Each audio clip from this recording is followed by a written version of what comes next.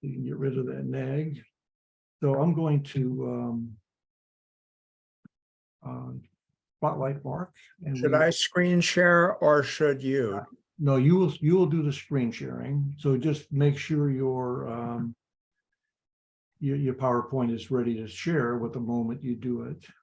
So is there anything else you'd like to say about yourself, Mark? There you go. You got your, Whoops. there you go. Okay. Well, let's see. That was a pretty comprehensive introduction, Larry. Yeah, and I guess that I'd like to explain a little bit about where I'm coming from in this presentation. I'm definitely not putting myself forward as an expert in Art Nouveau or an expert in carving at all. I am just extremely interested in both of these things, and have been exploring Art Nouveau on my own and exploring carving also on my own and with the Guild.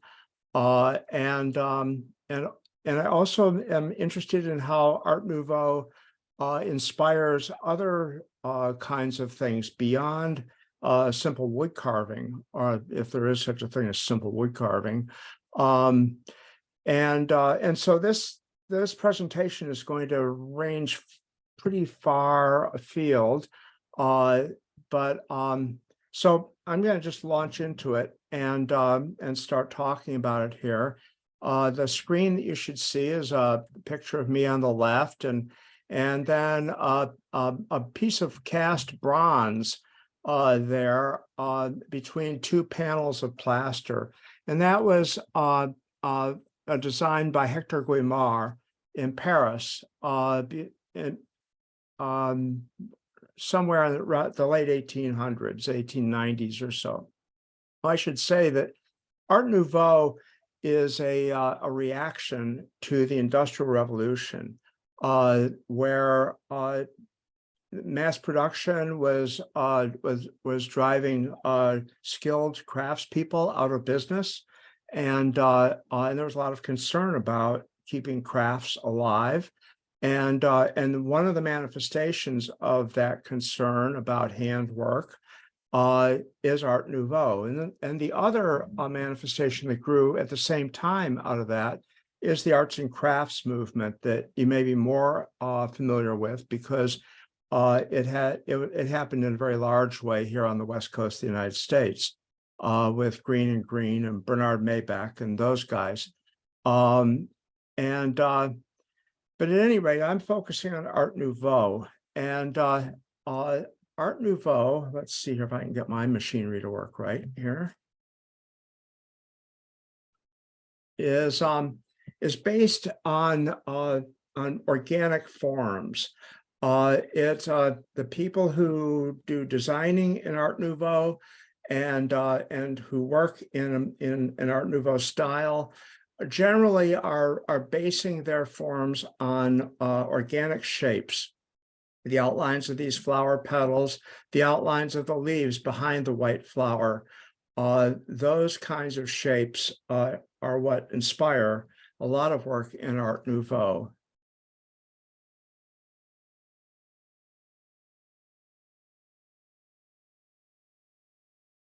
About 2 years ago, my wife and I went to Paris, and I had always wanted to not visit Paris, but live in Paris for a very short period of time, as long as I could.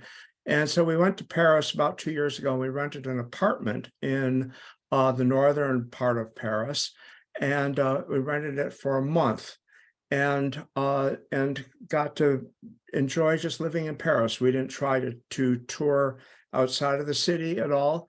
We just focused on in the city, and with a special interest in the Art Nouveau that's in Paris. And this is the rooftop of the Orsay Museum. The Orsay Museum is a huge art gallery that is a reconditioned train station. I'll show you this, and this is a view from the roof of the Orsay across a portion of Paris. This is from inside the Orsay. You can imagine steam engines coming into this train station here, and it's now a major art museum. And it also houses a huge collection of Art Nouveau work.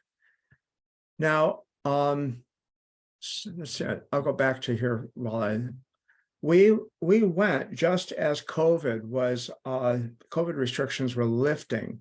It was pretty difficult to make all the connections and do all the traveling. But once we got there, Paris was empty. There were no lines at any of the museums. If we wanted to go to the Louvre for the afternoon, we just walked up to the ticket window and bought a ticket and went into the Louvre for the afternoon. Absolutely no lines anywhere. And in fact, here at the Orsay, on this particular day, there were very few people there. I mean, there you see 3 other people and my wife in the down vest. And that was it. And so we had Paris to ourselves, and it was an astonishing experience. First person that I'm going to talk about in the world of Art Nouveau is Hector Guimard, and he was Parisian. And my wife made me promise that I would show no more than 3 photographs of her in this presentation. So this is the first photograph of my wife. That's not Hector Guimard, that's my wife. And Hector Guimard is the person who designed the bronze, the cast bronze rail that she's leaning against. And many of you have probably seen this before. This is probably the second most symbolic thing about Paris, second to the Eiffel Tower, is the metro subway stops. And this was a rail around one of the subway stops.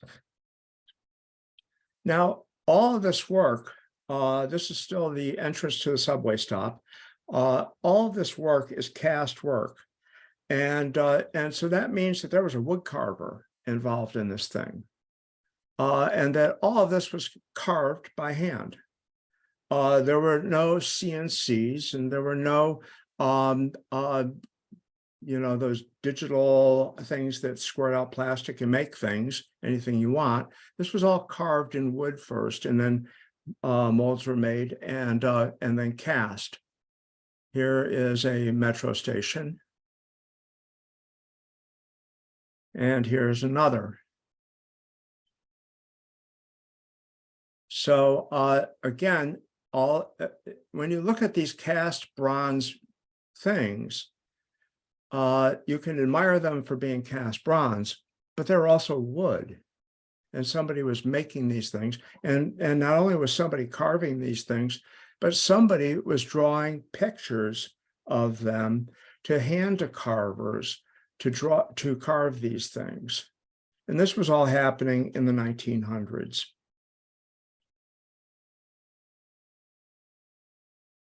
These things just, for me, they're jaw-dropping.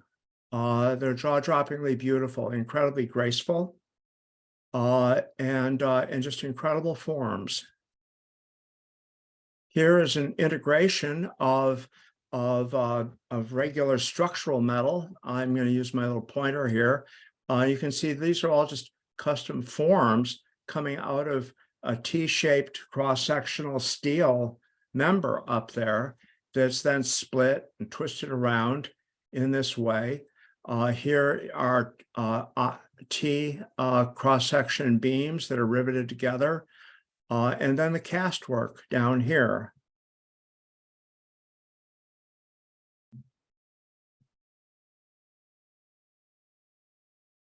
Then there's the graphic work. Art Nouveau was happening in a lot of different media.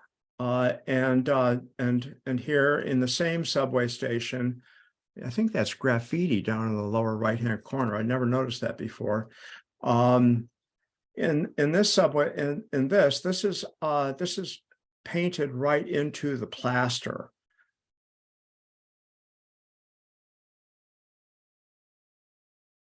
So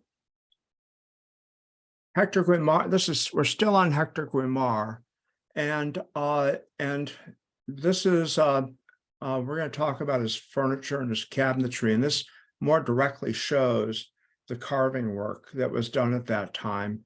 And I just find it so inspirational, so sensuous and inspirational. In the upper left-hand corner is the armrest.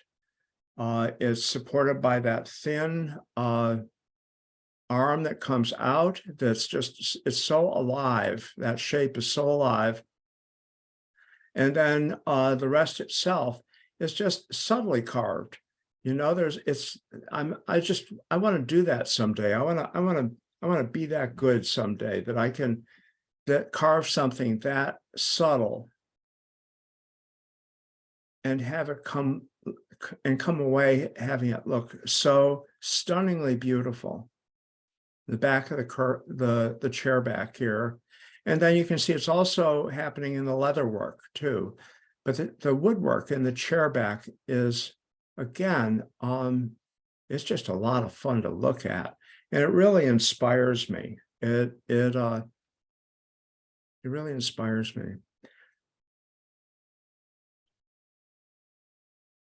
So here is another chair, a different one. You can tell because the arms are different here. The leather back is different here, but you can still very similar. All of this wood is pear wood. And I just have a hard time imagining pear trees that are so big that you can get this amount of heartwood out of them, and that they're harvesting these trees. And there's a lot of them. This is all pear wood. Oh, there's one other thing I wanted to point out. I just love that the foot on that chair. It is. I keep telling myself that someday I just want to go out in the shop and just carve that foot.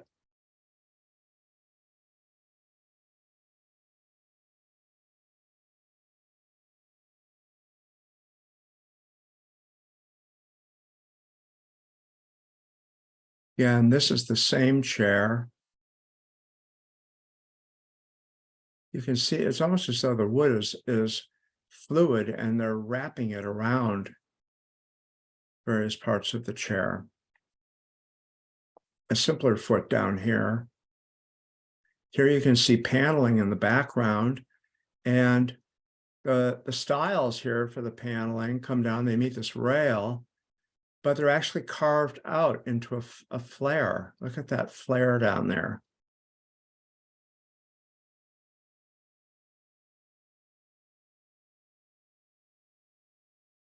Whoop. This is the kind of stuff that really wows me.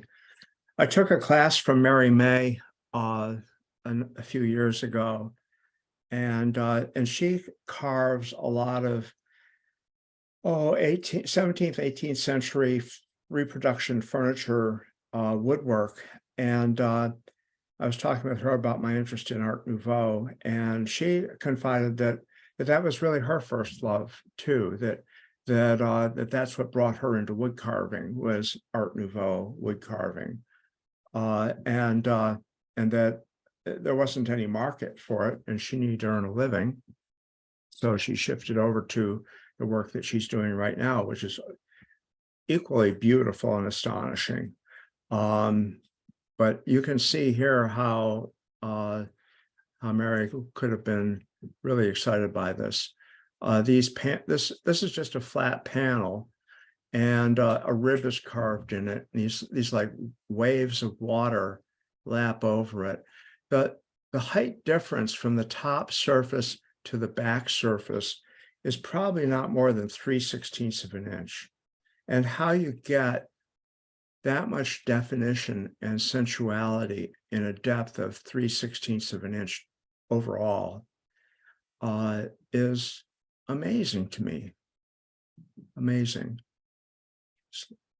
It's interesting that they put this little texture down in here. They don't use that texture very much in other pieces. This is a shelf. Up here, we'll see another picture of that. You can see that at the Orsay Museum that we were able to get in real close to these things, and there were no crowds, jostling us around. In fact,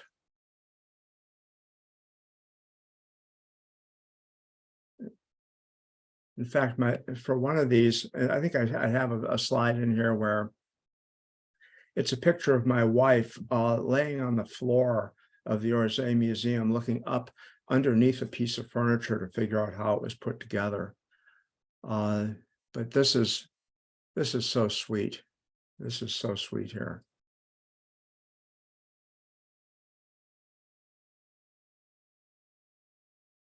I find I've looked at these pictures so many times, and I still feel so inspired by them. They make me want to just walk right out to my shop and start doing something beautiful, something wonderful. The things that I build are not in this league at all, and yet I keep aspiring to this.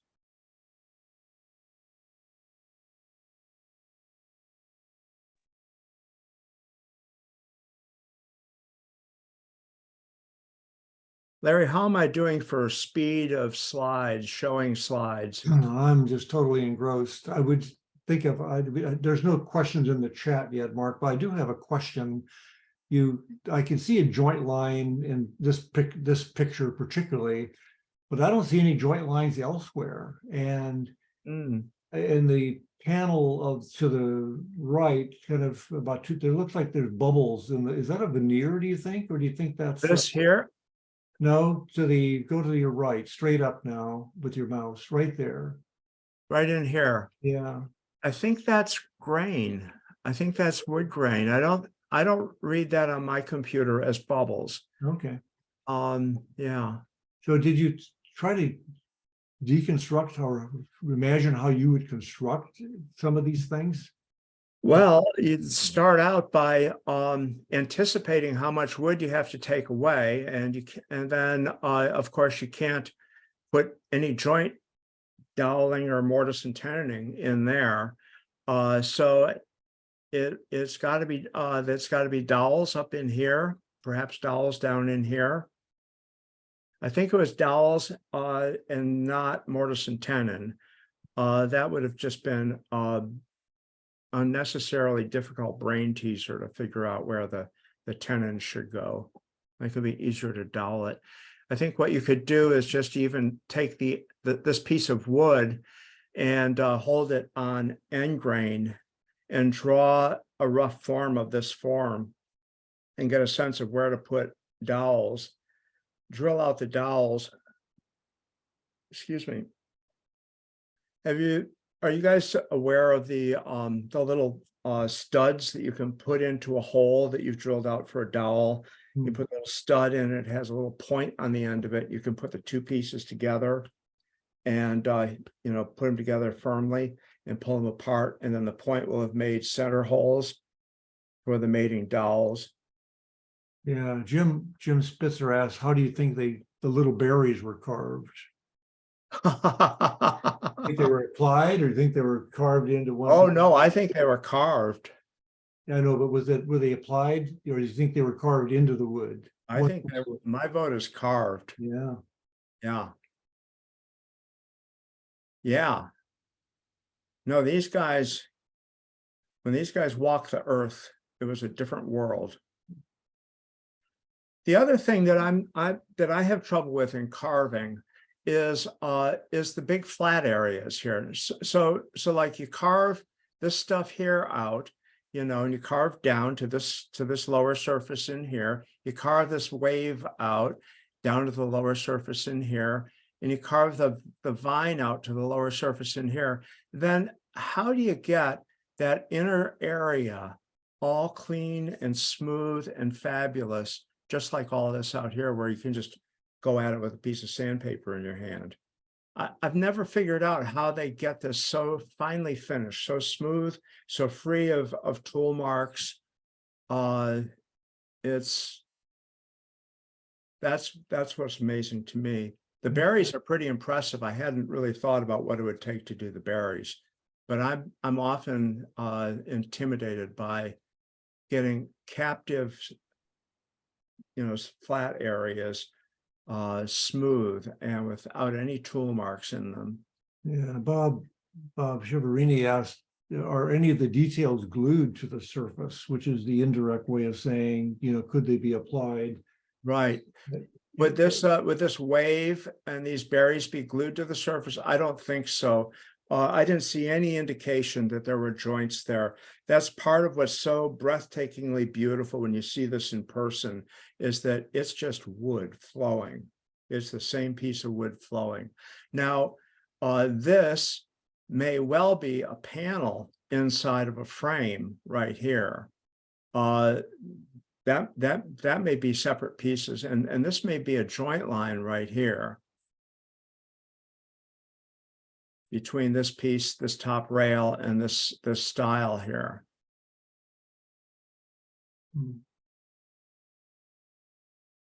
You think, is that a stained surface or is it a painted surface? How do you think?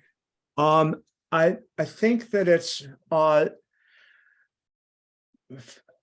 steamed, and let's see, I don't think it's steamed, and it's definitely not painted. It's definitely, this is the color of pear wood, with a clear oil finish on it. My guess is that the finish is essentially an oil finish. It might be the traditional 1/3 spar varnish, 1/3 boiled linseed oil, 1/3 turpentine, in multiple coats. It could very well be that. It could be some shellac finish that's rubbed on and rubbed out. But ultimately, I think it's waxed. That it's just plain old Carnauba paste wax waxed for the final piece of work on it.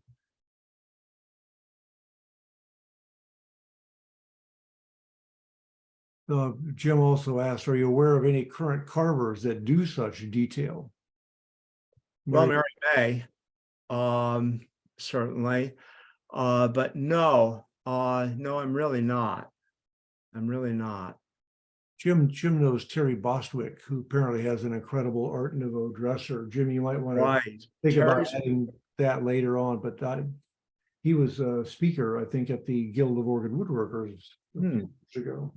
Terry and I are old-time close friends, and I know that he gets on fire talking about Art Nouveau also.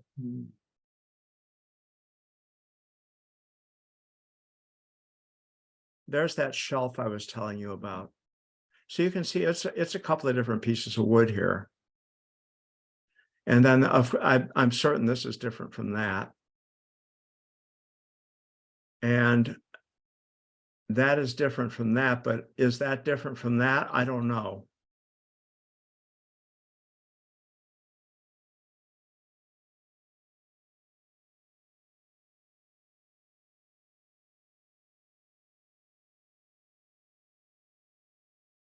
And there's one of my feet again. I think I have a foot fetish.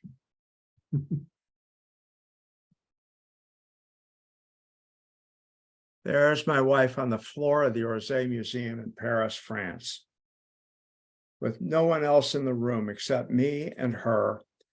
And she's checking out the structure of that bench seat underneath and trying to figure out for herself about this carved curve that comes around here. It comes around and heads back this way.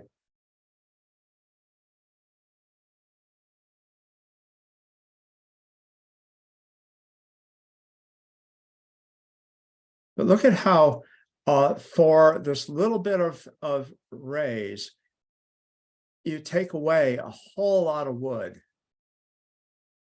Take away a whole lot of wood for that little bit of a raise. That's a pretty radical thought to carving today. I think that that you would take away that much wood to produce a simple rib like that, a simple wave like that. It'd be fun to speculate whether they use hand planes to plane down some of it in order to get close so you can finish it off by Right, the curve. right. They also had apprentices. You know, the apprentices were, you could put an apprentice on something for quite a while, and he could sand something on down. But yeah, this is a level of skill that is amazing. Now that's the corner my wife was looking at.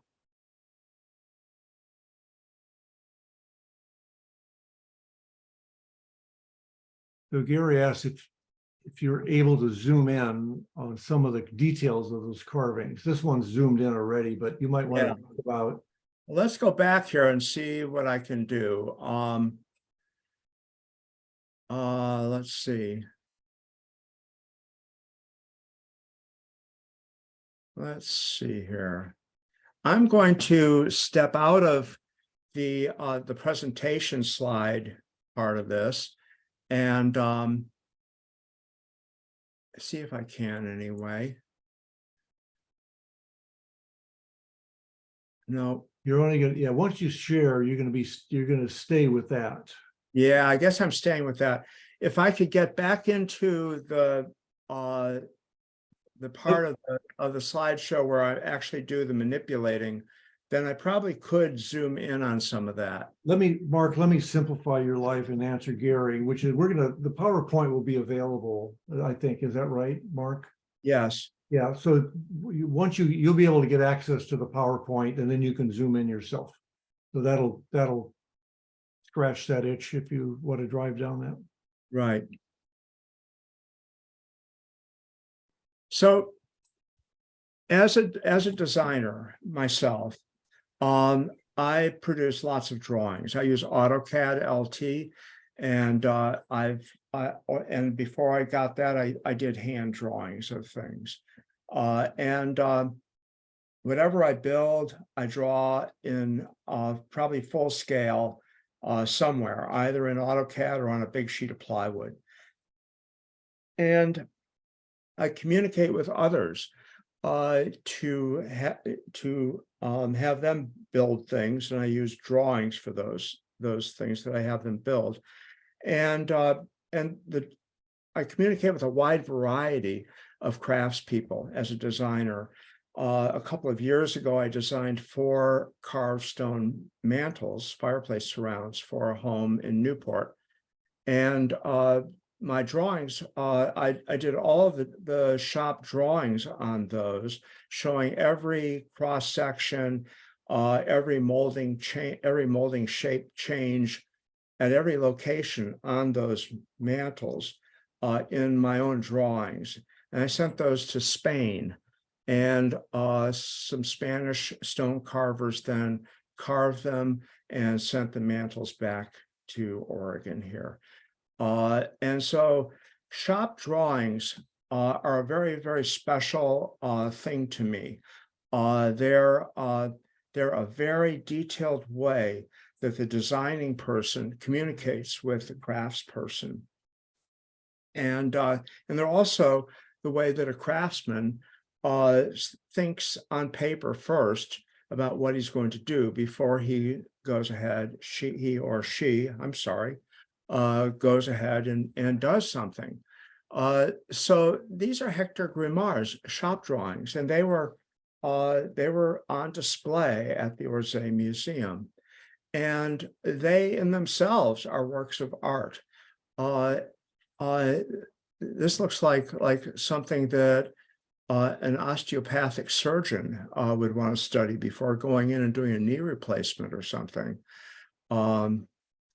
And over here, if you can see my arrow, you can see in brown, this is the cross section of this particular part of the piece of the overall piece. This is the cross section of it. So I'm really intrigued by how the drawings incorporate cross sections into them, and by the ways in which depth is communicated. Clearly, this is all done on brown craft paper, some kind of cheap, maybe this is the same paper they use to wrap rabbits and chickens in at the butcher shop in Paris. And this is what Hector Guimard is drawing his shop drawings on, full size.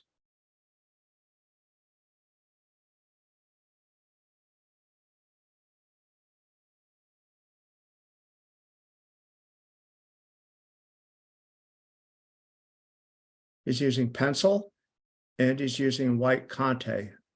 Conte is a kind of crayon, wax-based crayon.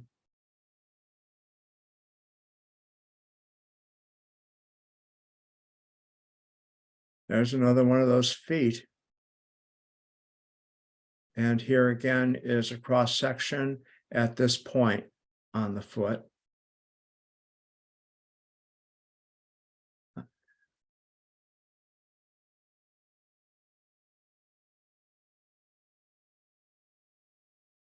These are chairs, side view. And then this is certainly a back of the chair here, but also you can see he's integrated the side view of the chair here into the back of the chair in this drawing. I'm not quite sure what that accomplishes.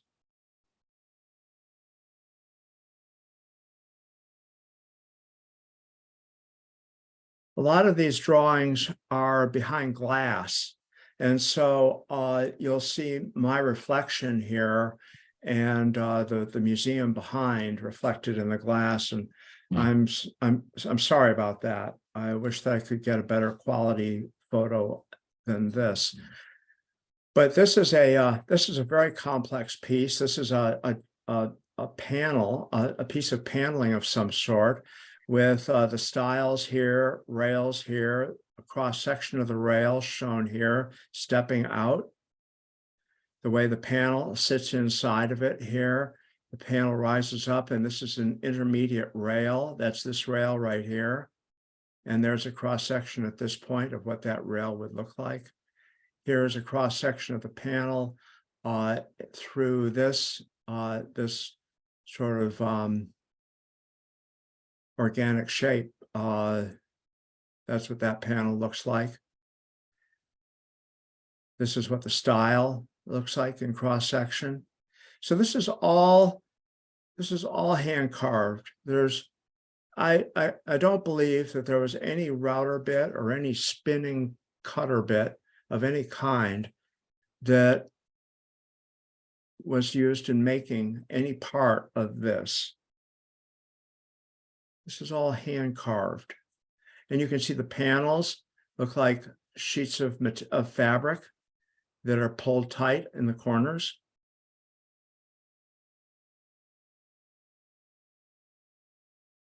And then here you see a cross section of the baseboard running along here.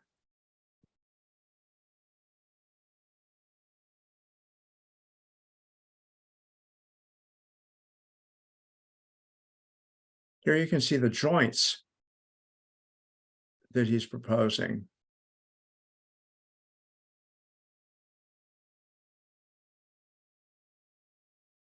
Cross section through the paneling right there. I suppose you would call this a profile line and this a cross section. More profile lines.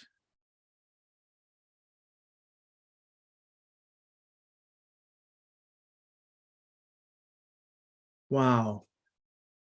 Wouldn't that be fun to carve? Wow. I love this curve, the way it comes around and then whiplashes back onto itself here. And then the way this curve comes up along the top and flips into it. Mark, Ruth asked whether this exhibit was permanent or whether some of the items and drawings were part of a temporary exhibit. It's a permanent exhibit. Permanent exhibit.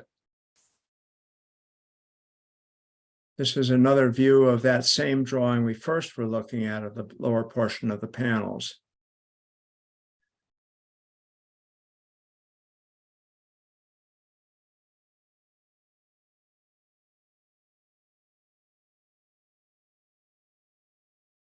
Okay, so that's it for shop drawings for Hector Guimard. So this was all happening in Paris from about the 1890s to about 1914. For the most part, when World War I started in 1914, it just pulled the plug on anything that was creative, anything that was beautiful. It was like somebody shut the lights out in Europe. And Art Nouveau was still being, there's still a few pieces that were being done during the war. And then after the war, it started to change radically into what's called Art Deco.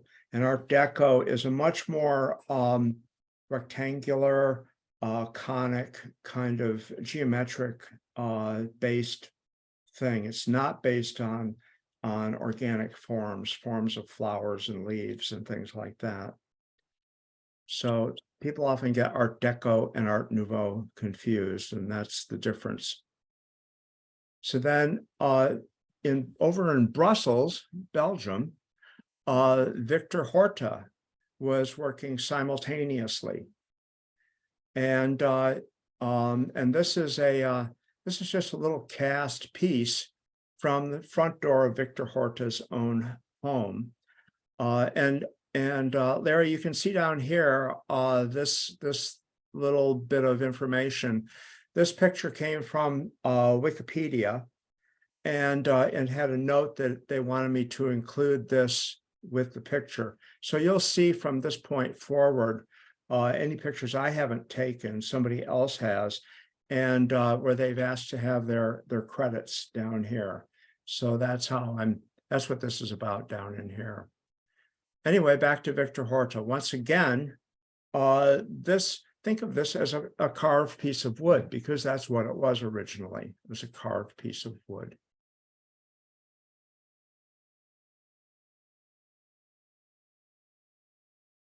This is probably the classic image for Victor Horta's work. It's an entry foyer for a hotel.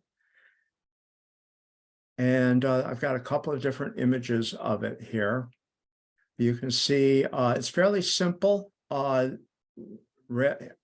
work here. Victor Horta has done other handrails and other newel posts that are mind exploding. Pieces of beautiful Art Nouveau, all carved wood. And I had tried to include 3 of those images, but I had to steal them from somebody else. So I gave them back quickly before the show here. So I'm sorry to say that you're not going to see any of those spectacular newel posts. I do, at the end of the slideshow, have a list of a couple of books that I rely upon heavily for inspiration. And you can try and get those books. I think that many of them may be out of print, so you'd have to get them as used books from somewhere. Anyway, Victor Horta worked in a wide variety of media, as did Hector Guimard. You can see here, he designed this whole wall. And the wall changes color as it goes up. And it has this beautiful I don't know what you call it, beautiful pattern work, printed and painted on the side of it. Again, Art Nouveau forms in the ironwork down here. Art Nouveau forms even in minor things like that. And then you'll see pictures of the floor also. Victor Horta used structural steel a lot and twisted it into Art Nouveau forms. So these are all these pieces here. They all originate as T-shaped cross sections of steel, just bar stock steel that you get at the steel yard. Here's the floor. He did a lot of design work of mosaic.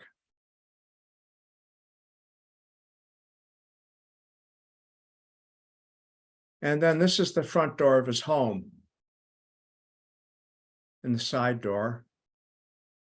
I like the little things here carved into the stone. Look at this, the stone carving that's going on here. And it's, you know, it's got a little roof on it and everything, and then this little iron bar across here. That's where you scrape the mud off your boots before you come into the house. Those are boot scrapers.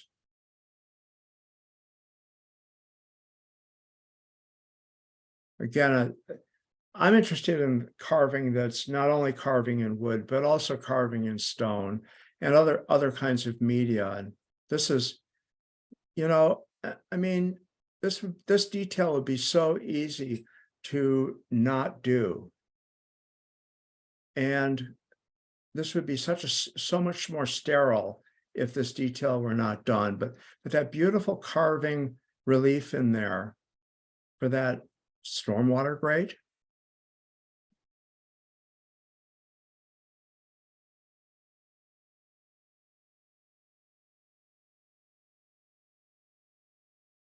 And then this is a blow up of that door. Beautiful cast bronze door hardware. And again, carved work. These moldings here today, something like this might be run on a machine, except for these ends. You can't run these ends like this on a machine. This is all carved. One of the things I like about Horta's designs here is that they have really subtle steps in them that I think add to the overall look. Like if you travel down this line here, it steps out and comes down and then sweeps around, steps back, up, steps back and in. And you can see the stepping going on here in this panel right here.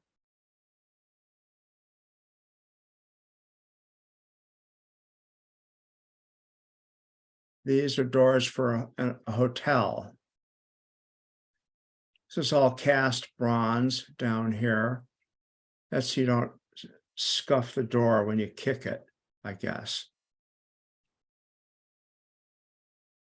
Or when they're sweeping up, the broom doesn't bump into the door there, so they put these down there. Well, in what kind of world do they put these things down to protect doors from the broom bumping into them? Again, that little step detail.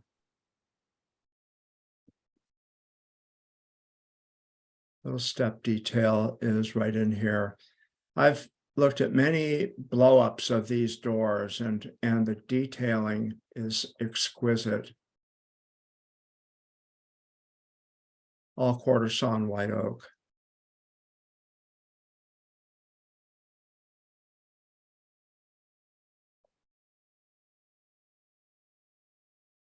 This is a Victor Horta shop drawing showing the steel guys how to form the steel. The structural I-beams in here. And then the other pieces of steel.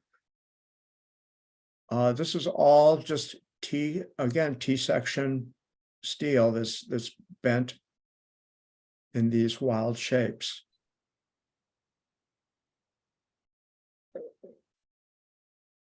Here is cast bronze, once carved wood, sitting on top of carved stone.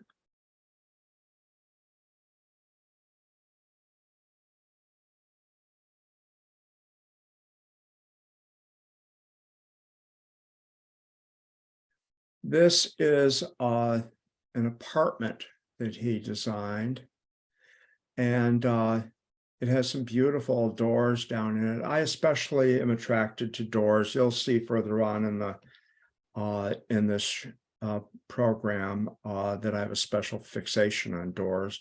I think doors are an opportunity to put real beauty into the facade of a structure. This is all mosaic work here. All little mosaics, and the next picture is a close-up.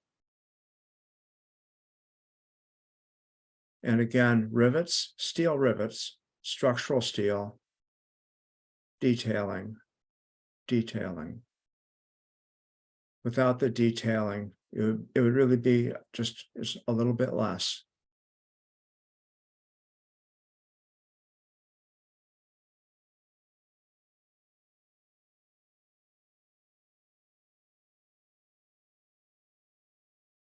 Alphonse Mucha. Alphonse Mucha was working at the same time as Guimar and Horta, only he was working in Prague primarily. He's Czech, and his name is not especially well known, but his images are very well known. I'm sure that you've all seen an image like this somewhere in advertising somewhere, advertising Coca-Cola or something. These are Alphonse Mucha images, and he pretty much invented this whole style of art. And again, all organic shapes, all plant-based. All the shapes in here are all plant-based. So I find art in other forms other than just wood carving to be really inspirational to my work as a woodworker. And so I'm including that stuff in here. This is a personal tour of the inside of my head, and what's important to me. Again, I put this image into, if you didn't recognize the Alphonse Mucha style from the first picture, here's another one. Beautiful young women, lots of this sort of shape, oftentimes a kind of a halo with beautiful shapes behind it.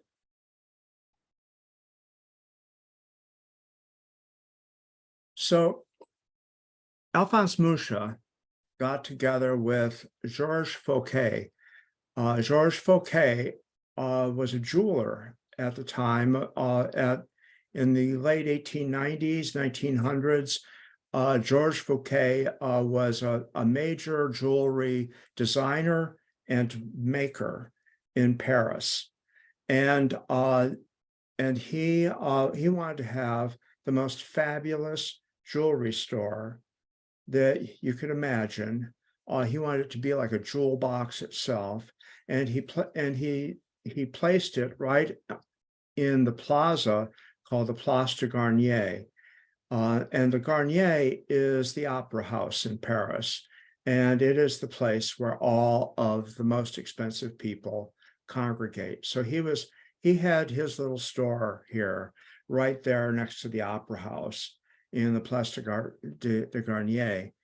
And he partnered this project with Alphonse Mucha. Alphonse Mucha did all of this design work and for Georges Fouquet. So Mucha did all the mosaic design work, all the bronze work, all the woodwork design, all of the fabric, leaded glass design. This is a bronze peacock here, bronze peacock, and it's about 4 feet tall from here to here. And all the little circles in the feathers are lights, and they all light up. They're all electrified. So this is Alphonse Mucha as a woodworker, as a multimedia designer. This is the storefront for Georges Fouché.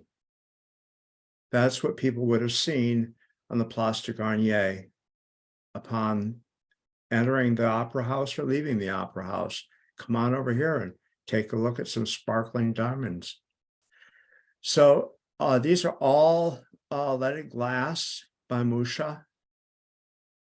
And this is all walnut, all carved walnut. Now, some of this looks like it might have been done with machine shop technology, but there's still a huge amount of carving involved in this. All these bronze castings here, they were all carved. This was all carved. This entire statue here was carved in clay and then cast. This is in bronze, and this stands 12 feet tall, I think, right in the front of the front of the building. 12 feet tall. These are tall doors. These doors are maybe 8 feet tall. This jewelry store, the facade and the interior, is all reconstructed. All it's the original stuff. It's all been saved from demolition and was housed in a warehouse for a long time. And then one of the many museums in Paris bought it and rebuilt the entire jewelry store inside their museum. So the picture that you saw previously, that's the reconstructed room inside the museum. I've stood in here, and as you'll see, there are many pictures that I've taken from in here. And this is this facade faces a hallway, so it's difficult to get back away from it and get a kind of overall picture of it. I can only get kind of side raking pictures of it because it's in a fairly narrow hallway. Mark, what's the name of that museum? Wayne asked.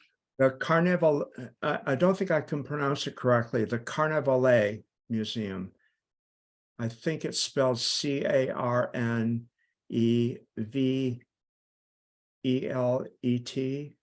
something like that, the Carnavalet Museum. Definitely, this is definitely a showstopper. This is definitely something that you'd want to stop in and see. This is not very far from the Louvre also. The Orsay Museum is just across the river from the Louvre. You could probably hit the Louvre Museum with a slingshot from the Orsay Museum. And then this is on the other side of the Louvre. The Louvre being the biggest art museum in the world. Mark, let me ask the heretical question. You know, I was thinking about the bronze castings. I assume some of that today would be carved, sculpted in clay, and then Right. Is there any sense that some of this might have been clay instead of wood? Oh, I think certainly this relief here was in clay, but I think that the other bronzes, and I'll show you we'll have some close-ups of those other bronzes. I think those were in wood. I could be wrong. I'm just guessing. That's my guess. My guess is that this is clay and that these things here are done in wood.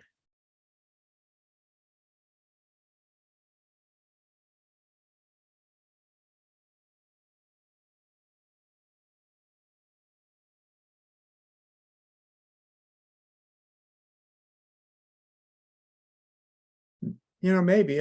I mean, I've just mostly I've thought about it that way, but when I think about it in terms of this possibly being clay, I'm willing to accept that might be the case.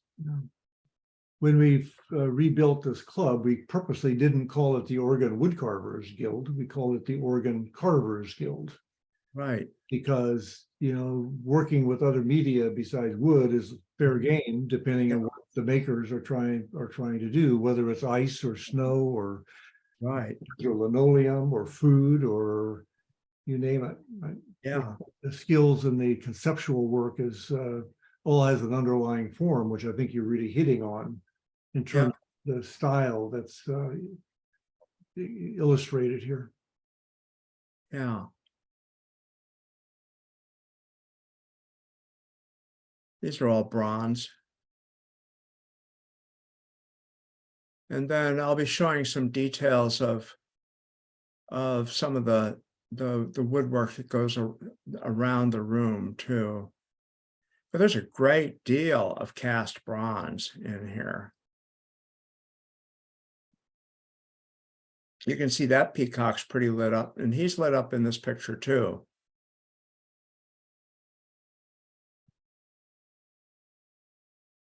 And then, of course, there's the floor.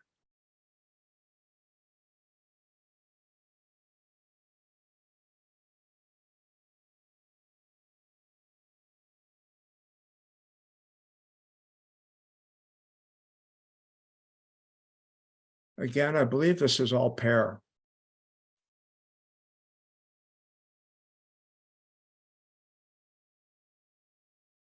Wayne points out that you can also sculpt and carve wax. For Right, casting. right. One of our members, Bill Martin, came up to me and said, "I've been carving for 50 years. I just haven't been carving wood."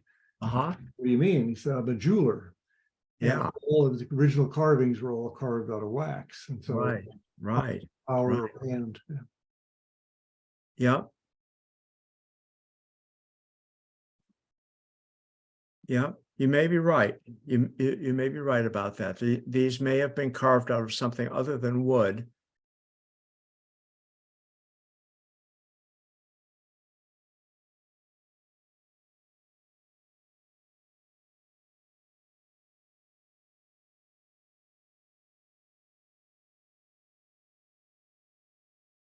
You can see here that this is no simple machined form here with this flare that comes out of here like that. This is all happening in 3 dimensions. Everything that's going on in here is 3 dimensions. This is back from the edges. The ribs on the edges stand forward a little bit. And then the arm comes down and is tapered.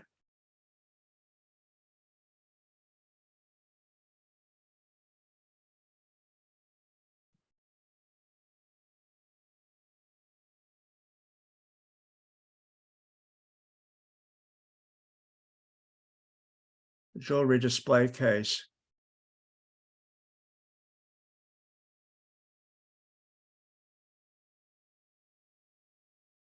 Now, I'm not suggesting that we, as craftspeople,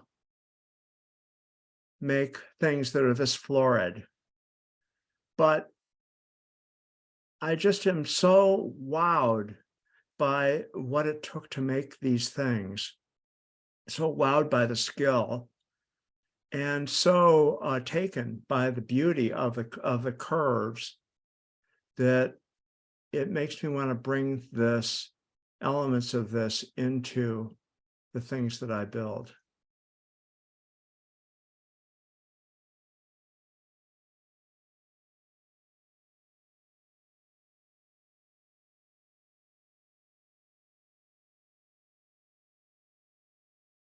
I think that's inlay.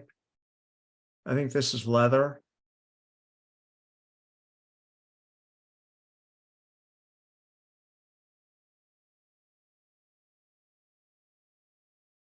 Here you can see the shapes.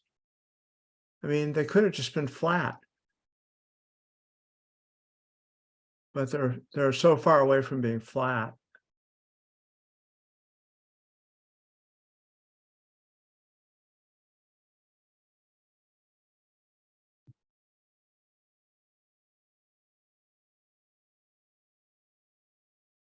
He did the glass work too. Or maybe he didn't. Maybe he designed the glass work and somebody else down here did the glass work. So this is a little pin that Georges Fouquet designed. And this is a necklace that Georges Fouquet designed.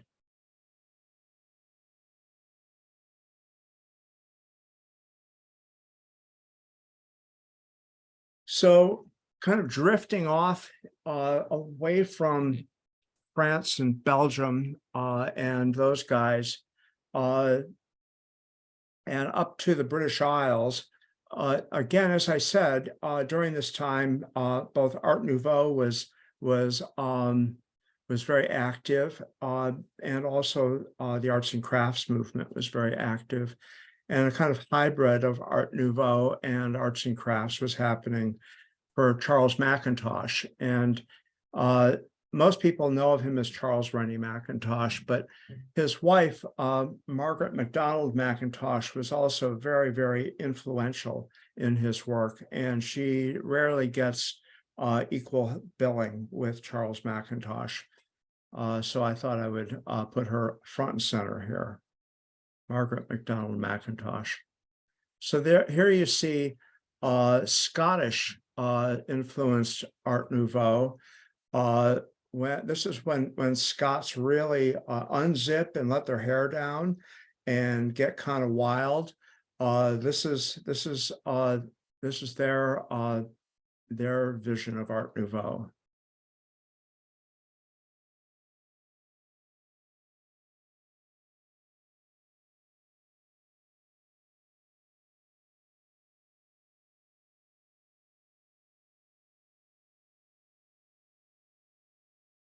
There were a number of images that Charles Mackintosh and Margaret, images of things that they had created that I had wanted to show that I had to delete. A lot of them come from an art school in Glasgow called the Glasgow School of Art. And the Glasgow School of Art is quite famous, and I recommend that you explore it online a little bit or in books.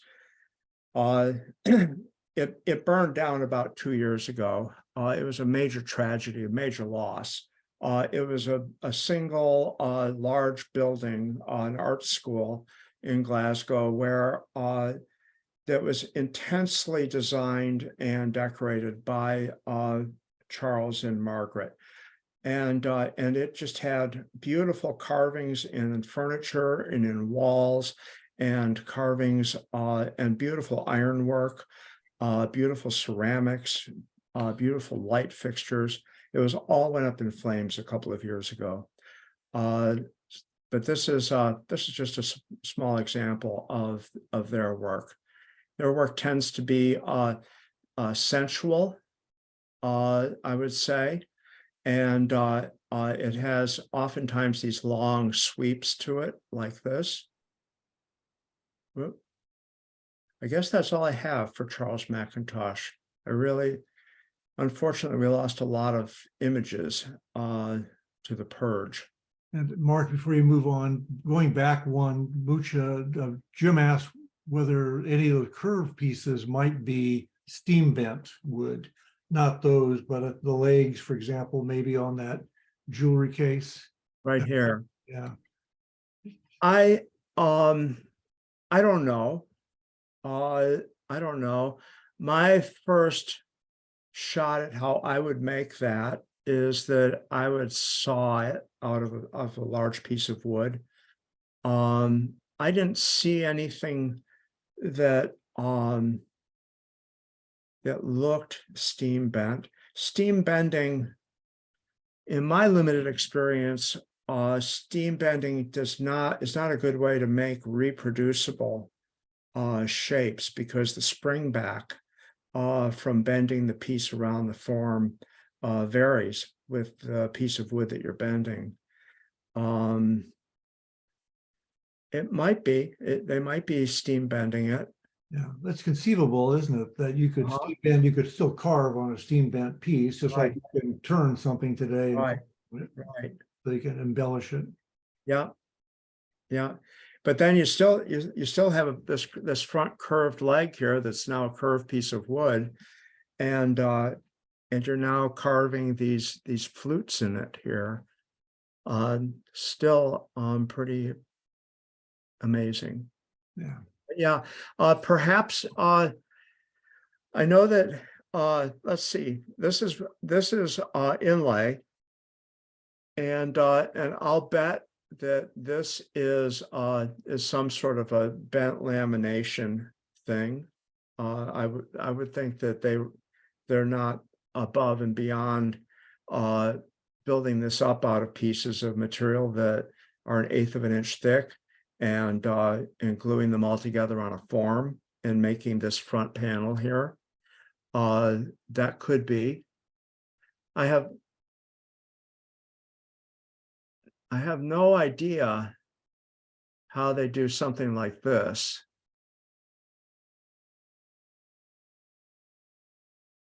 I have no idea at all. Just think of going to your local glass company on that previous image with the what I call the jewelry case and making that dome shaped. Yeah, glass. yeah, Would you please give me one of those? yeah.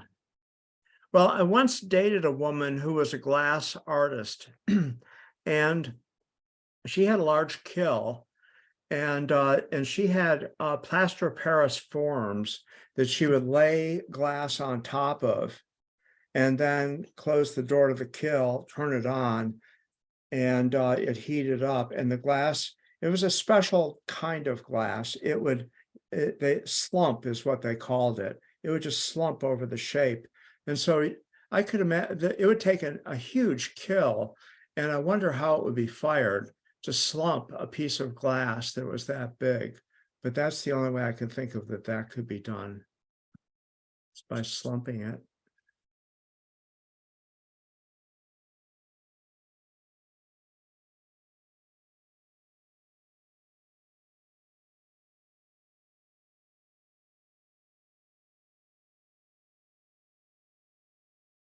So on one of my adventures, I was in the Baltic states, Estonia, Latvia, and Lithuania with my wife, and we were traveling around, and I discovered that Riga, Latvia is a center for Art Nouveau, and I don't have many photos from Riga, but they have their very own style of Art Nouveau, a little simpler, a little more utilitarian. But here are some carvings, the photos of carvings from a trip to Riga. Clearly, that's an Art Nouveau form there. Aren't those sweet?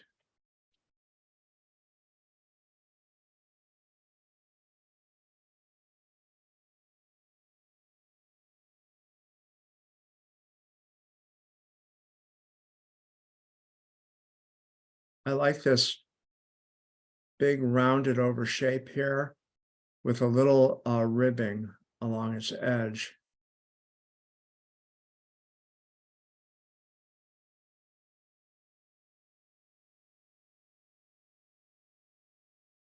Looks pretty simple, doesn't it?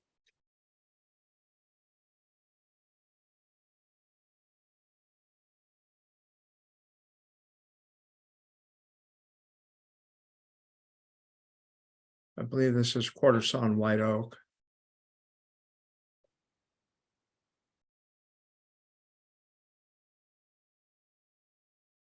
Are those flutes running up the middle, or is it the inlay?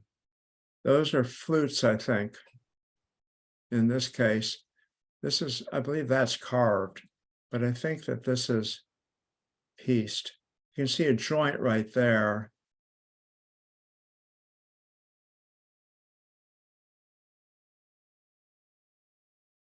There's a pair of doors from Riga. Okay, and then that's it for other people. And the next section of the show is about my own work and what I go out and do when I'm inspired by Art Nouveau. So This is my shop, and it's in my backyard. I built it from the ground up, designed it and built it from the ground up. I built everything that you see, all the windows, all the doors. I built them all. And also this arched window up here. This is a kind of a call out to an Art Nouveau style, and there'll be some other pictures of that. This is on the other side of my shop, are a pair of large hinged opening garage doors with windows up above and wood paneling below. And this is a solid steel plane with a swiggly thing out of the top of it. It's about 30 inches wide and about 3.5 feet tall. And that's the doorknob for these doors. That's what you grab to open the doors, is this thing here. I do some blacksmithing. I used to do blacksmithing, and I forged these brackets here in order to support my rain gutters on the shop. And I'm in the process of installing them, so they've got all kinds of shims and wicky wacky going on up in there. But when it's all finished now, and there are 5 of them. There are only 2 shown here, but there are 5 going on down through. It's a really lovely detail to see the overhang of the roof and then have these curves coming out, kind of visually rising up and supporting it. I don't think I have any pictures. Maybe no, that doesn't show it at all. Here are some pictures of the windows up above the doors. What I was working on was the way that in Art Nouveau, the shapes change as they move along. This flat shape here that is very thick front to back, and then becomes finer and finer up here until it morphs into the stem of a plant leaf. And then I also enjoy mixing leaded glass work with my woodwork. And there you have the leaf forms as they grow out of these 2 curves here. Pretty much speaks for itself.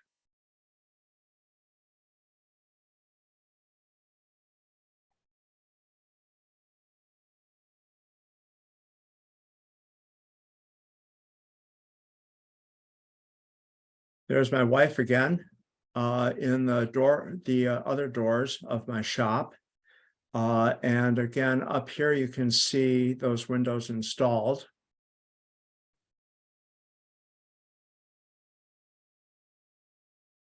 And you can see these other windows. These are all machine-made forms here. This is a garden gate at our home. And you can see it's clearly Art Nouveau inspired. It's heavily carved. It's all made out of oak growth redwood. I was at a garage sale and saw a pile of painted white rotting wood in the backyard, and went and took a look at it, and saw that by the end grain of it, that it was all extremely tight end grain. And they were 8x8s, and they were about 16 feet long. And so I bought the whole pile for $80. And so this gate was probably made from one of those pieces of wood, sawn out and reformed. There's a lot of carving that's happening up in here. This shape here is curved on down all the way along here. This is wider, thicker than this is by about, this overhang is about 3/4 of an inch.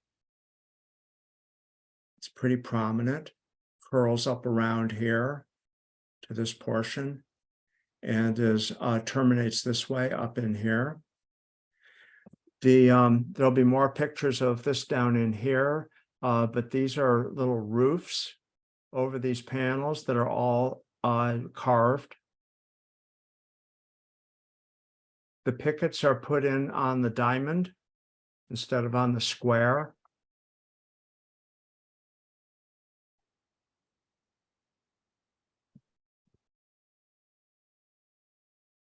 All hand carved here. Here you can see another view of this.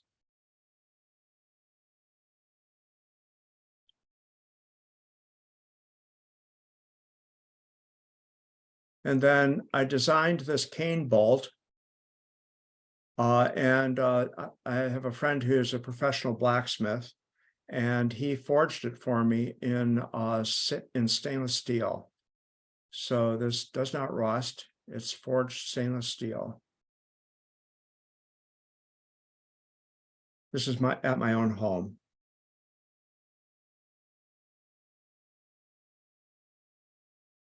Bob Silverini asked, what type of tool did you use for the gate? What kind of tools? Well, let's see. In my shop, I have a 20-inch bandsaw that's probably as old as I am. Well, my tools are my big tools are my 20-inch bandsaw.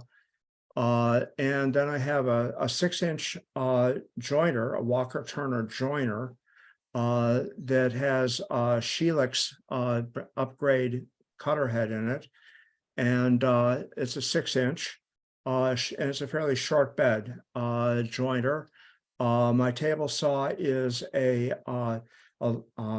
saw stop cabinet maker table saw, and with a router table and a sliding table on it. The sliding table is some off-market thing. I have a DeWalt thickness planer, Hitachi compound miter saw, and a Walker Turner floor stand drill press that's, again, was probably born when I was born. And then a wide variety of hand tools from that, and a wide variety of small electrical woodworking tools also. Does that answer your question? Did I? I asked Bob if that's what he meant. We'll find out. Okay. When you say you carved a lot of the, some of the details here, those Right. are The carving tools I use are mostly what's that? Oh, what's the name of the company? Flex, is it Flex Tool? When you walk in the front doors at Woodcrafters, and I've got a lot of their chisels, and that's what I use. The chisels tend to have the springier steel in them rather than the stouter steel where you're driving it with a mallet. I tend to use chisels that I just push with my hands. And I've got quite a variety of gouges and veiners and things like that.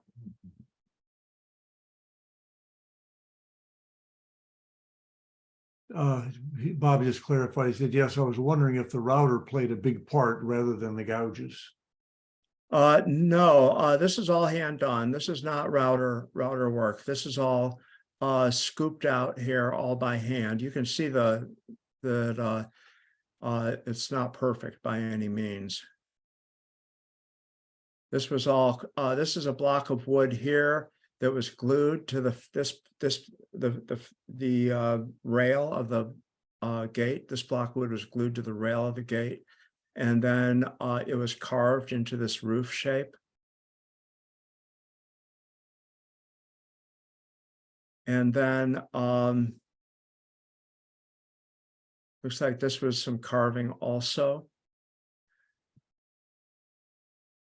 It's kind of embarrassing to show close-ups of my work, I mean, geez. You're looking under the covers here. You're amongst friends. So no, this looks like it could have been done with a router, but it wasn't. this cut in here is tapered and gets wider as it comes over to here. There's too much variation. You can't really see that very well, but there's a lot of variation going on. So there's a jumping to a different piece of work. This is a portrait of my wife. And it's in the style of Alphonse Mucha, who you now already know everything there is to know about. And I traded some design work with an artist friend, and he painted her portrait. I asked her to paint her portrait in this style. And she's wearing a flowered headband that she was wearing when we were married. And he painted this for trade.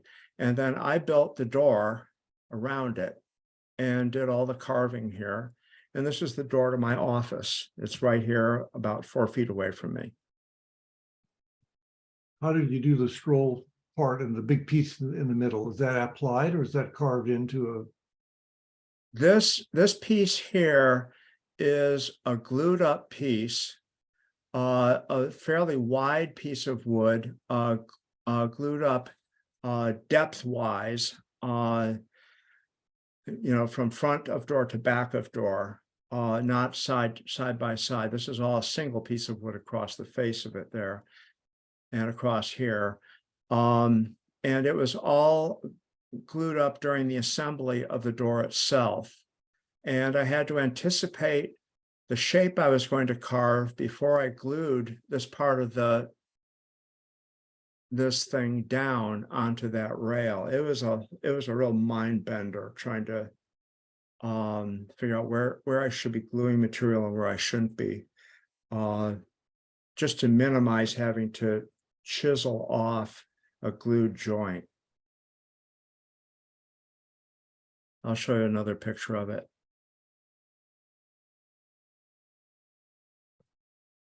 So, there's this piece of work here, inspired by Hector Guimau. You can see it's all a single piece of wood all the way across here. And this is all part of that piece of wood. This is just a little perpendicular cut in here. And this is where I really have my problems is getting these areas here smooth. That's carved down. This piece of wood covered all that at one point in time. And my glue joint kind of smooshed out into here. And I had to carve a lot of the glue off and carve into the face a little bit here. Is that making sense? Yeah. Yeah. It's pretty astonishing. Weekend project. Weekend project, yeah.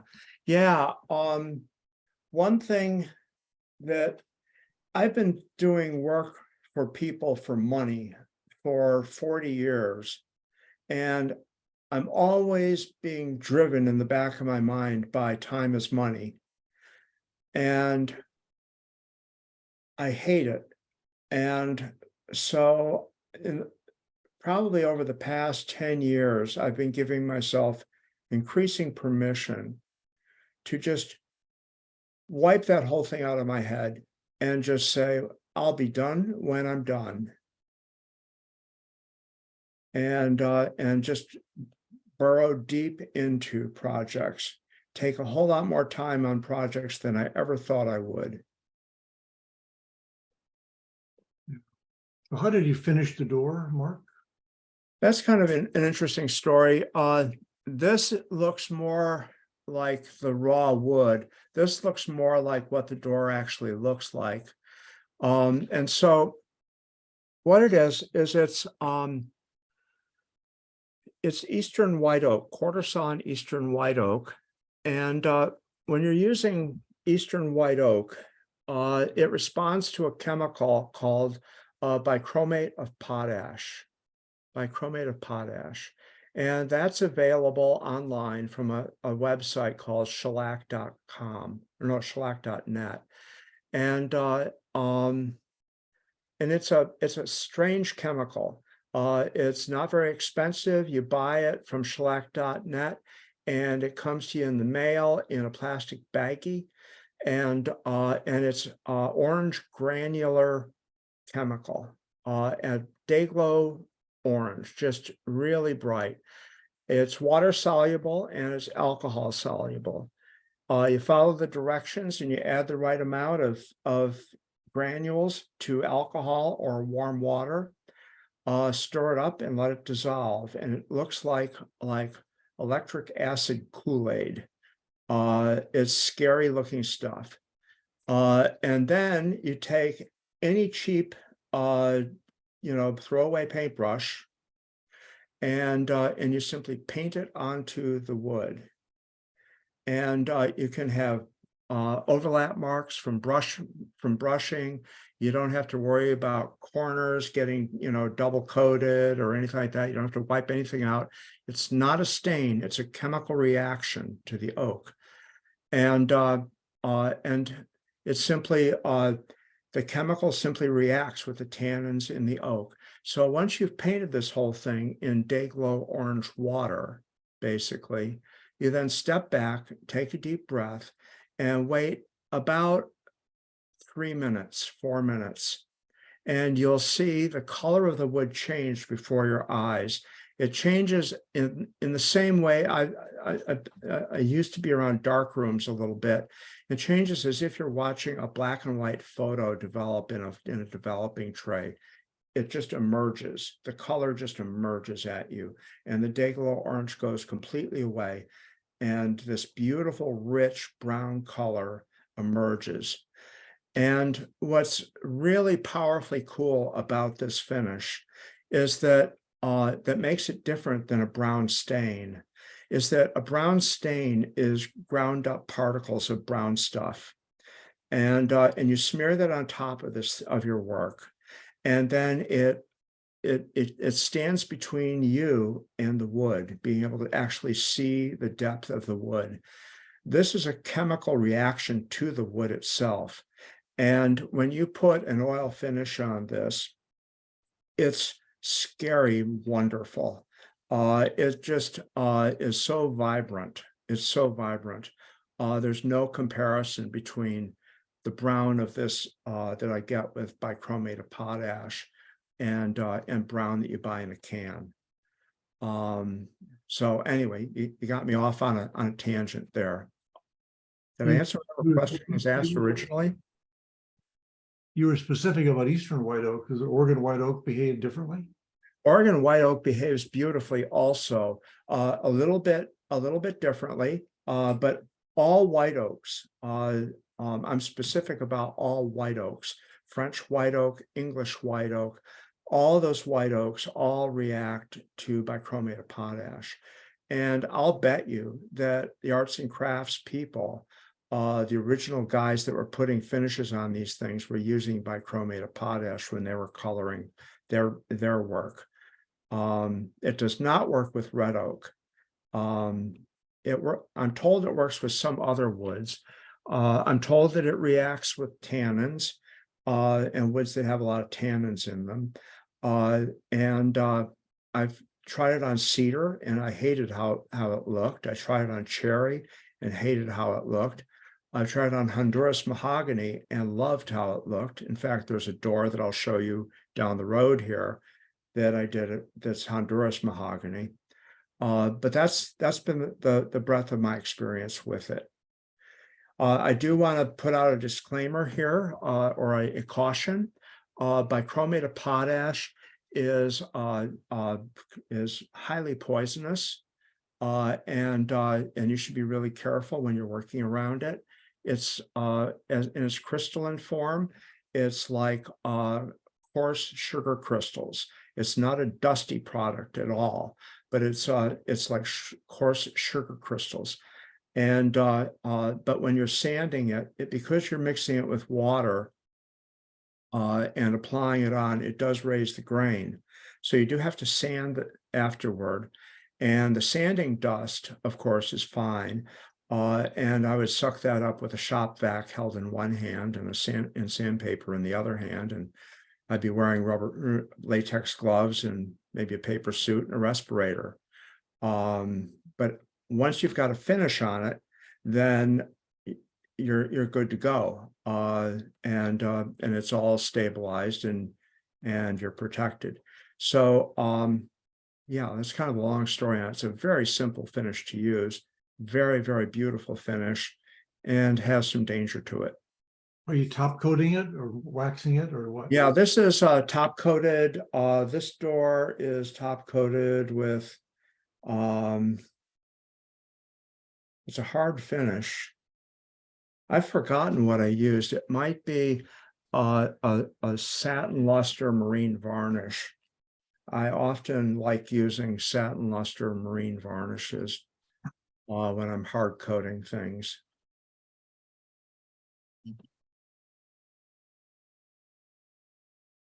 Well, here's Honduras mahogany with the same bichromate of potash on it. I don't know what those things are. It might be bird poop or something. Anyway, this is, again, my response to Art Nouveau. Bernard Maybeck in California, the arts and crafts architect in California during the turn of the century, used this form in a stairway that he designed, and I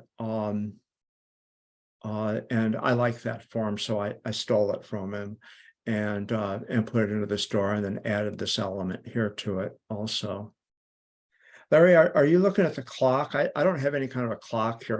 No, it's about 15 minutes to 9, and I would say you just keep going. People, if they get bored or tired, they'll just leave. But you material. So I would suggest you don't go beyond 9:15, but you have about 15 to 30 minutes maybe. Okay, give me a good clear signal. So I'll give you the 9 o'clock, and then people, if they can ask, they'll put more questions in the chat if they want. Okay, good. Here's my own front door. And this is Honduras mahogany, and this is in the style of Charles McIntosh, the Scottish arts and crafts Art Nouveau designer. And it's a panel. It's built up of panels. It's 3 panels thick. The outer frame steps down to this panel, which is set into a groove in the frame, and then this panel here is set into a groove in this panel. And then the same is true here. These panels, as you can see, that was one board. This was a board. Honduras mahogany is available in really wide pieces when it's available. So that's my front door. There'll be a couple more pictures of that. There it is from the outside. This is after 20 years of being in direct sun.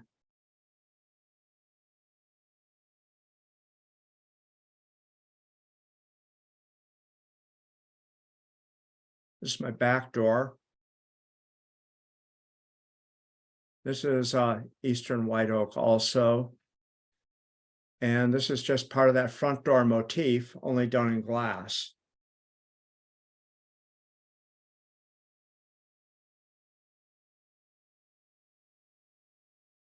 There's the outside of it. And this is the bichromate of potash. No, this is an exterior product called Sickens. It's my favorite exterior finish for wood. Repeat that name again. Actually, it's back in the olden days, it was called Sickens, Sikkens, and you can buy it at Miller Paint, and it's now called, I think it's called Prolux, and it's called Door and Window, Prolux Door and Window, and it has a little bit of a stain in it, It's called golden oak. And this definitely is a stain that covers the wood and lays on top of the wood. And it's actually has UV filters in it. So this is really designed for exterior. I'm not trying to get the true fabulousness of the wood to shine through, but it's a handsome finish and it stands up very, very well to weather. Then the screen door is vertical grain fir with a bronze screen in it. Back to my front door. It's an interior shot. This is my daughter's front door right here. And here, as you can see, I like building in layers. Outer frame, and then a mitered frame here with a panel inside of it. And then in the panel, I did the carving here. And this carving is 8-9 inches in diameter. And it's called a komen, K-O-M-E-N. And it's a Japanese, it's a Japanese family crest. It's the family symbol. And this is kind of a variation on a komen that I saw that I adapted to be carved into these doors. And it's carved both on the outside of the doors and on the inside of the doors. And this piece of wood here was cut out of this piece of wood further up on the board and brought back down so that I could get grain matching here. It was glued in all along here, and then the outer portion was cut out with a router on a pivot point somewhere in here, and the inner portion was cut out with a router. And I removed the inner portion, relieving this center section here. I cleaned all this up and then went to carving this in here. So that's how I did that one.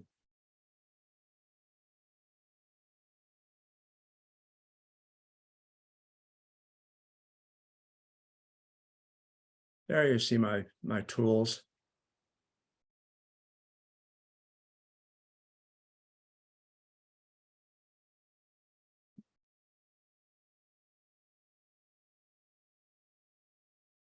And this is in process carving.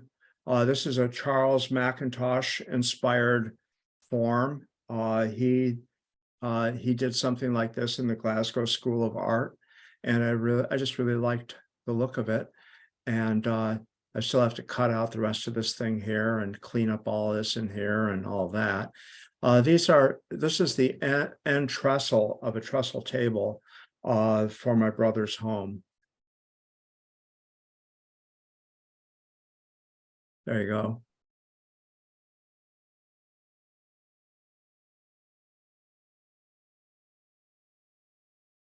This is actually, I wish I had a better photo of the window. I'm very proud of this window. It's a beautiful, beautiful structure window, all VG fir, really heavy shaped members in here and opening side lights. It's a bay window.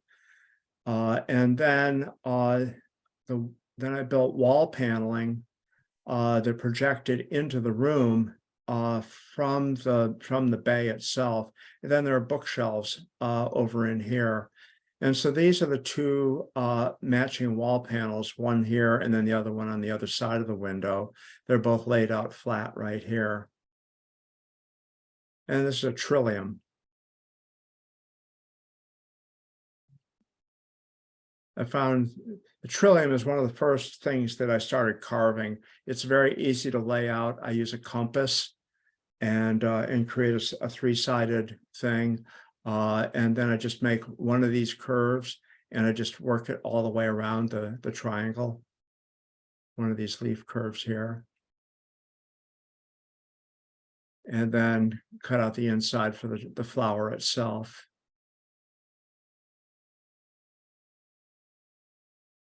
This is this is the window in my wife's office. It's an egress window for a room in the basement. And so when it opens, it hinges open. It has screens on it on the inside that hinge inward, and the windows on the outside hinge outward. And when it's all open, it's a legal egress window. Again, I really like having thick walls. In this case, our basement concrete wall is quite thick, and so it allowed me to panelize the top and the sides here with a generous windowsill in here that the cat always thanks me for. And again, this is an ellipse here, not a half round or part of an arc. It's part of an ellipse. Here you can see it under construction. Paneling on the top, paneling on the ends before glazing. And you get a view of the inside of my shop. My shop is 24 feet by 24 feet with 9-foot, 6-inch ceilings here in this part of the shop. And in the other half of the shop, it's a cathedral ceiling up to the rafters. So I have lots of overhead room in the shop. And go Heated ahead. floor? Heated floor? Yes, heated floor, concrete floor with Wurzbow tubing in it. And the entire shop is heated with the little domestic hot water heater that's only about 30 inches high, that is built for going underneath a kitchen cabinet and giving you a small amount of hot water. That's what heats my whole shop. It works off a thermostat. When the temperature drops to a certain point, the thermostat makes electrical contact and turns on the circulator pump. The circulator pump takes water from the hot water tank and runs it through the floor. And over time, the floor heats back up. The floor is insulated underneath the concrete slab, and it works as a big thermal flywheel. Once it's up to temperature, the floor will keep the shop warm for about a day and a half. Mark, John Wheeler asked, do you have it for the carving on the CBG? Do you have to pay any particular attention to carving CBG other than sharp tools? Sharp tools. That's pretty much it. No, pay attention to the grain and sharp tools. No, it's a really old growth. Vertical grain fir is often really buttery and just very sweet to carve. I love this wood. I love it profoundly. But in my old age now, I try not to use it anymore. These boards, I'm sure, were managed by Indians before white men came to this continent. And it's not this quality of wood is not being raised as a renewable resource, and it's an endangered wood. I still will use it in places where I just want to use it because I'm selfish that way. But for the most part, I try to avoid using it.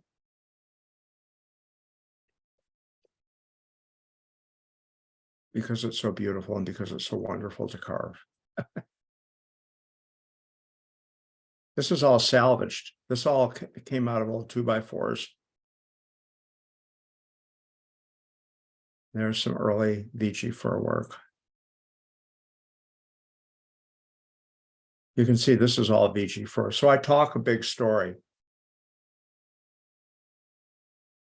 I included these two pictures of my shop just to give you, I always think that when I look across my shop and it looks like this, I think, yeah, that's pretty much what the inside of my brain looks like.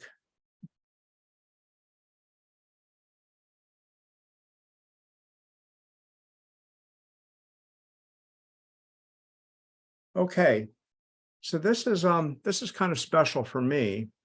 And I've been able to put two small videos into this presentation. I was asked to carve a frieze for a dining room for a home in Cannon Beach. The dining room has a lower ceiling around the perimeter and then steps up vertically to an inner higher ceiling. And that stepped up area all the way around is fur paneling that I built, and I carved a line from a beautiful poem in that wood. And so here I have a video showing it on my bench.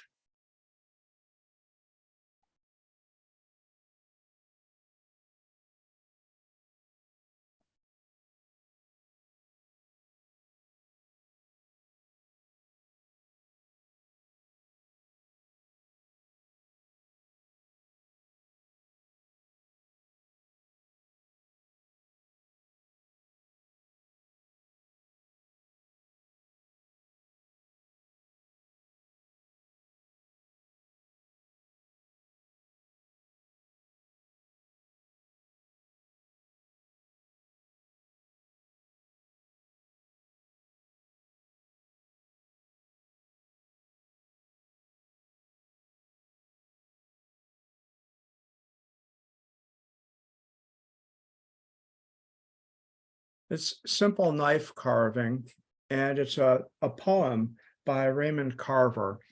And I printed out the poem. It would take a couple minutes to read it, but it's a stunningly beautiful poem about a man sitting by a river. And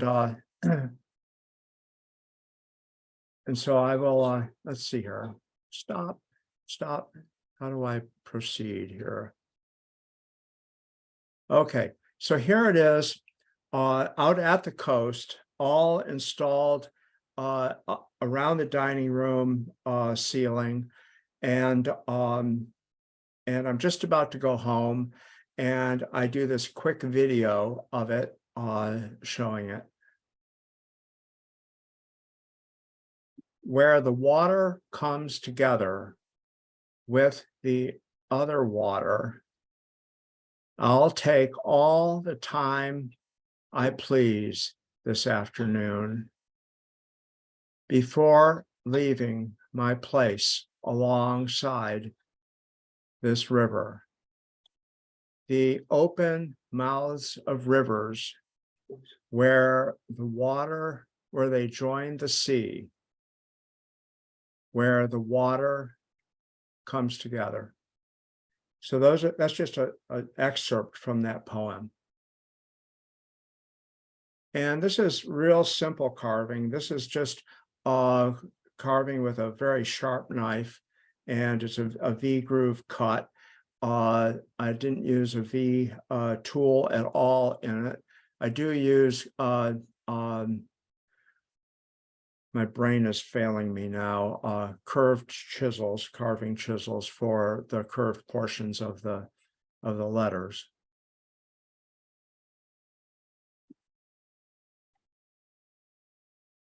So there's that.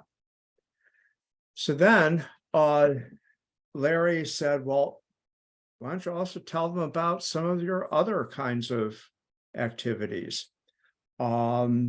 And so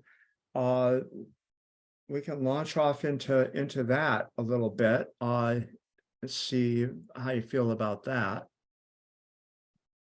This is the mouth of the Cowesauce River. It's located up near Prince Rupert in British Columbia. It's the ancestral land of the Haisla First Nation people. It is entirely virgin land. A chainsaw has never seen any of these trees. There are no stumps that are cut off flat at the top in this land, and it's about 1 million acres. And today it's entirely preserved for eternity. At a point in time, a number of years ago, I I, I admitted to myself that I felt I was responsible as a woodworker for cutting down beautiful trees as any logger, and that my hands were not clean, and that I wanted to do payback of some sort. I wanted to volunteer my time as a craftsperson to do payback in some way, and I had no idea how to do it. I did know about an organization called EcoTrust, and I did know about the owner of EcoTrust, Spencer Beebe, and I simply dusted myself off and went down to EcoTrust here in Portland, knocked on the door, and met up with Spencer Beebe and told him my story. After I told him my story, he said, "Well, you know, it's interesting. We have this project in British Columbia.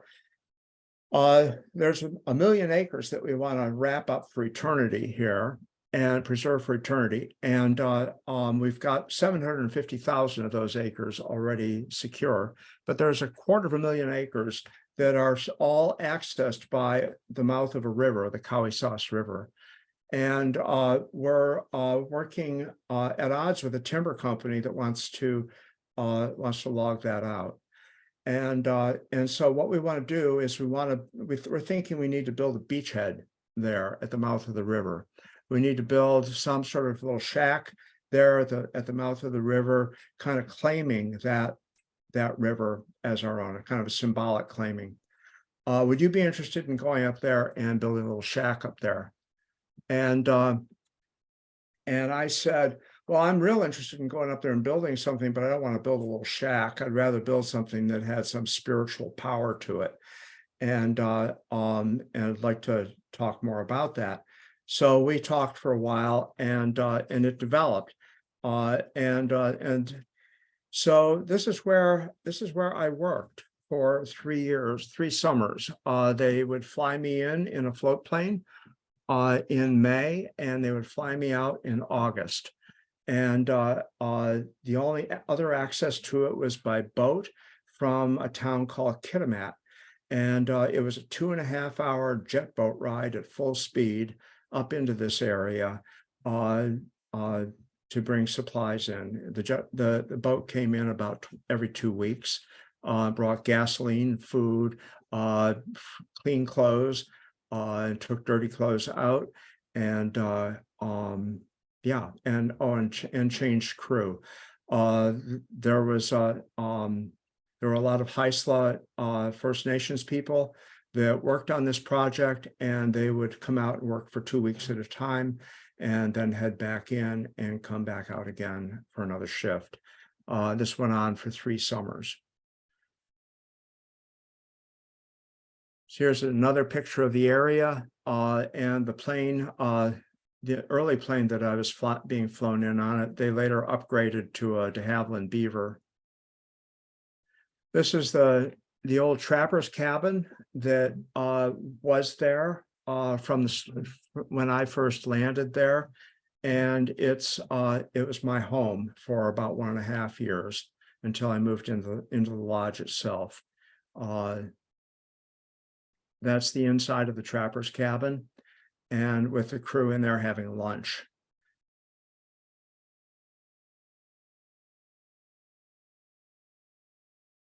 And this is what we built. We built it entirely out of logs that we found on gravel bars. And we ended up cutting down 4 trees to create these beams here that are 14 inches by 14 inches by 52 feet long, continuous beams. And other than that, all other beams, all other wood has all been milled with an Alaska chainsaw mill on the gravel bar, and then brought back to this site for use in construction the next day. All the foundations are holes dug in the ground filled with granite, and then the posts are set on top of those granite columns, and the posts are all cut to fit the stones underneath them. This is the sawyer, the main sawyer. I would give him my list of lumber that I needed from the lumber store, And he would go out with his Alaska chainsaw mill and a crew and mill it out. And here he's just having a break for a cup of coffee and sitting on a big slab. Here is a picture of me, we're in the process of raising this post. There's an interlocking, let's see, these beams are in a lap joint with a tenon that pierces the lap joint, or a mortise that pierces the lap joint. There's a tenon here that sinks down into that mortise. These legs here come down and straddle the lap joint, and they're continuous with the post down below. The way we raised it is that we had a come along here and a come along here and a come along here and a come along here. And these, let's see, I was probably releasing this I was managing this come along because it controlled slip down here. And the other guys were controlling these three come alongs to raise this post.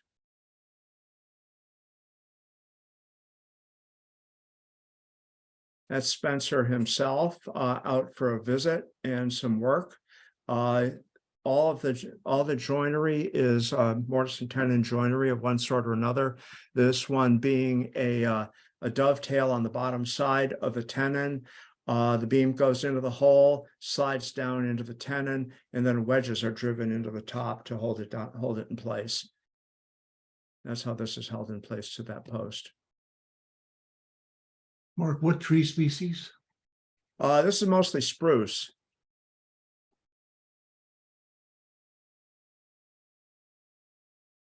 Here's a view of what we had accomplished after, I don't know what period of time, but it's just a pretty view down through the structure. These rafters are 6 inches by 14 inches. The snow, we were figuring a snow load up here of 12 feet on top of the roof. The Cowesas River flowing right out here was still driven by tides, and there were 2 tides a day and a total rise and fall of 12 feet twice a day. This river was just wild. Sometimes it would be all open gravel bars out here, and other times it would be a giant lake. All of the green would be covered with water, and then the transition times were just turbulent like you wouldn't believe. Were you the architect and engineer for this structure? Pretty much. Here you see it underway. The supply boat is here. We've built a tent structure off to the side to work in, and we're underway here. This is the front door. It's a totally fabulous front door. This front door is like maybe 3.5 inches thick, and it's clear Western red cedar. It's the most beautiful Western red cedar in the whole world. The panel in it is really just 2 boards. The door itself is 3 feet 6 inches wide in this direction. It's a huge door, and it's just brutally heavy. It's on 4 ball bearing hinges, and it just swings so sweetly. And it's just a spectacular piece of wood. This is the railing out at the end of the deck. Somebody's left a coffee cup there. This is a structural beam, and this is the view of the headwaters of the Cowesas River.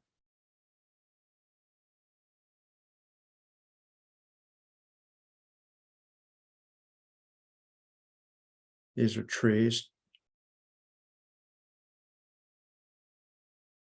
The names of everybody that worked on the project, I carved in the same style that that poem was carved. I carved everyone's names into this handrail going all the way around the lodge.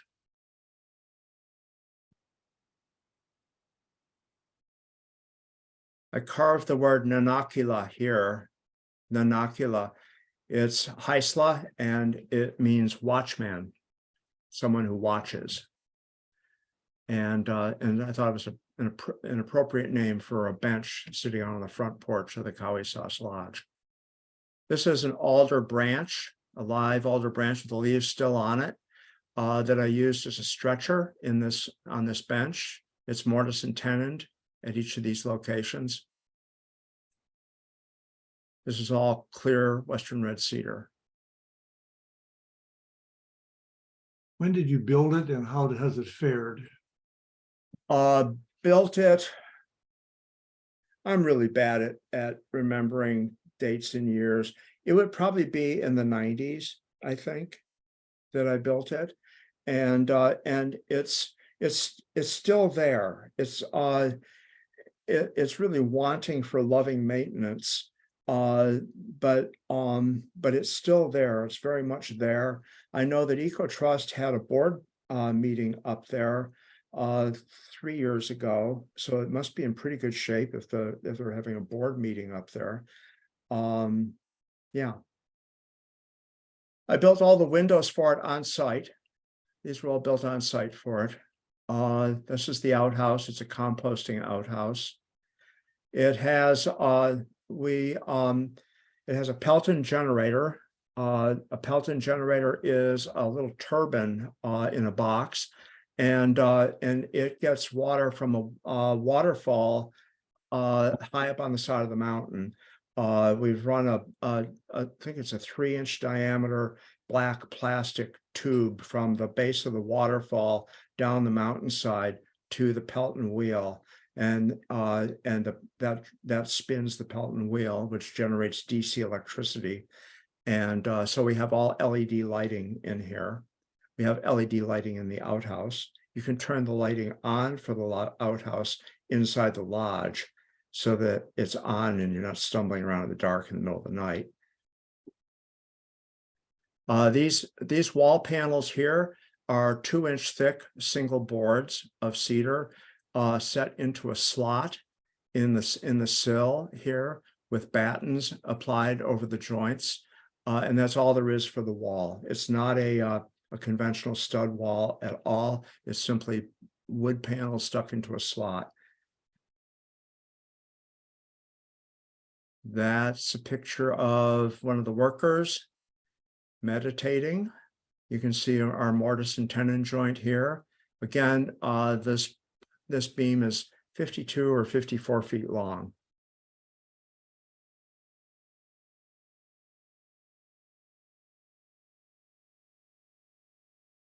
This is a feast. This is a group of Heisla that are out there for a feast. Down in here, we had a propane fired on-demand hot water heater, and we ran water from the Pelton wheel over here, and we had hot and cold running water down here for showers. This is a carving that one of the chiefs made for me as a gift to me for my work at the lodge. This is Alaska yellow cedar.